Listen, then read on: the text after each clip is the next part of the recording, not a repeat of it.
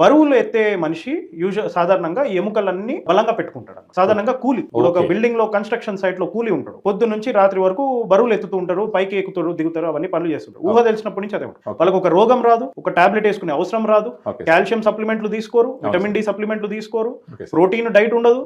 Okay, వాళ్ళు తినేది అన్నం గుడ్డు కారము లేదా ఏదో ఒక పులుసు ఏదో చేసుకుని గంజి తాగుతారు. అయినా వాళ్ళు ఎందుకు అంత బలంగా ఉన్నారంటే వాళ్ళ లైఫ్ వాళ్ళ పని వల్ల వెయిట్లు ఎత్తడం బలంగా అవుతాయి.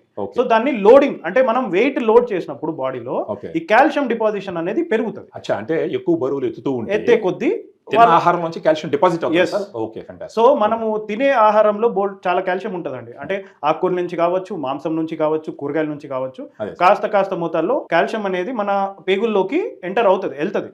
సో ఇప్పుడు మన బాడీలో వచ్చిన కాల్షియము మన బాడీ ఉపయోగించుకోగలుగుతుందా లేదా అనేది చూడాలి. సో వచ్చిన కాల్షియం ని పీల్చుకునే పేగుల నుంచి రక్తంలోకి పీల్చుకునే పని vitamin D. So vitamin D main పని ఏంటంటే ఆ పేగుల్లో ఉన్న కాల్షియం ని తీసుకొని రక్తంలో వేయడము, రక్తంలో నుంచి తీసుకొచ్చి ఎముకల్లో కూర్చోబెట్టాలి. సో ఇప్పుడు ఎముకల్లో కూర్చోవాలంటే బాడీకి మీరు తెలియజేయాలి అంటే దీనికి అవసరం ఉంది అని. సో మీరు బరువులు ఎత్తుతున్నారు అనుకోండి, సో బాడీ ఏం గుర్తిస్తుంది ఈ ఎముకకి కాల్షియం అవసరం అని. సో తిన్న కాల్షియం ఆహారంలో నుంచి వచ్చిన కాల్షియము తీసుకెళ్లి ఎముకల్లో కూర్చోబెట్టే బాధ్యత vitamin D plus body exercise అంటే మసిల్స్ పనిచేసే కొద్దీ ఆ ఎముకకి మనకి ఆ బలం అనేది పెరుగుతుంది అనమాట. ఈ కాల్షియం డిపాజిషన్ పెరిగి కాల్షియం కూర్చో